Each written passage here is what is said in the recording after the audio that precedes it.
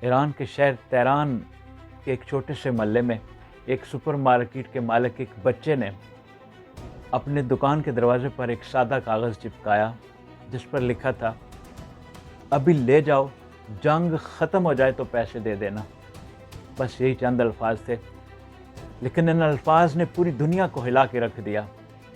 کیونکہ یہ صرف ایک دکاندار کی بات نہیں تھی، یہ ایک ایسی قوم کی روح کی پکار تھی جس کے اپنے گھر پر خطرہ تھا،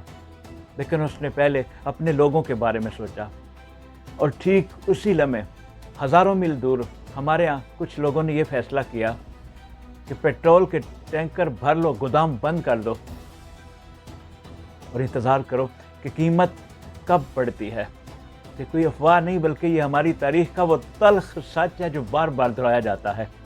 جب بھی بین الاقوامی سطح پر تیل کی قیمتوں میں معمولی سی ہلچل ہوتی ہے، یہاں پیٹرول پمپ راتوں رات خالی ہو جاتے ہیں، حالانکہ سپلائی میں کوئی کمی نہیں ہوتی۔ یہ وہ منظم کھیل ہے جس میں نقصان صرف اس طبقے کا ہوتا ہے جو روزانہ اپنی موٹر سائیکل پر کام پر جاتا ہے، اس کسان کا ہوتا ہے جس کا ٹیوب ویل ڈیزل کے بغیر بند ہو جاتا ہے، اور اس مزدور کا ہوتا ہے جس کی روزی کا واحد ذریعہ اس کا یہ چھوٹا سا انجن ہوتا ہے۔ ہمارے یہاں ذخیرہ اندوزی کے خلاف بہت قوانین موجود ہیں، لیکن پچھلے 50 سالوں میں شاید ہی کسی بڑے مافیا کو حقیقی سزا ملی ہو، کیونکہ یہ مافیا اکیلا نہیں بلکہ اس نظام کی سرپرستی میں کام کرتا ہے جو جان بوجھ کر اندھا بنا دیا گیا ہے۔ ذرا موازنہ تو کیجئے، ایران پر دنیا کی سخت ترین پابندیاں ہیں، ان کا بینکنگ نظام کٹا ہوا ہے، تجارت محدود ہے، لیکن وہاں کے ایک عام انسان میں وہ قومی جذبہ ہے جو انسانیت کا درس دیتا ہے۔ اور دوسری طرف ہم ہیں جہاں کوئی جنگ نہیں، کوئی پابندی نہیں،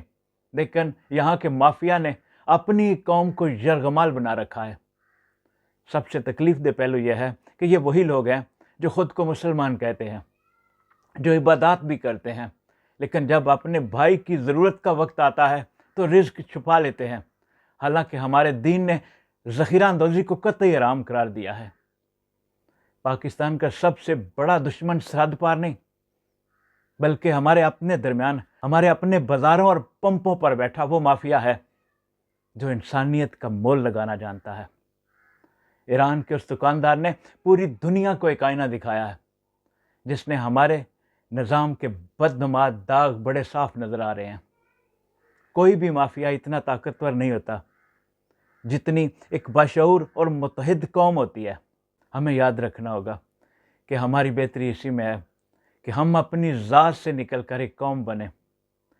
ورنہ یہ لالچ اور بے حسی ہماری آنے والی نسلوں کو نیلام کر دے گی۔ اب وقت ہے کہ ہم جاگیں اور اس اندرونی جنگ کے خلاف کھڑے ہوں جو روزانہ ایک غریب مزدور کے خلاف لڑی جاتی ہے۔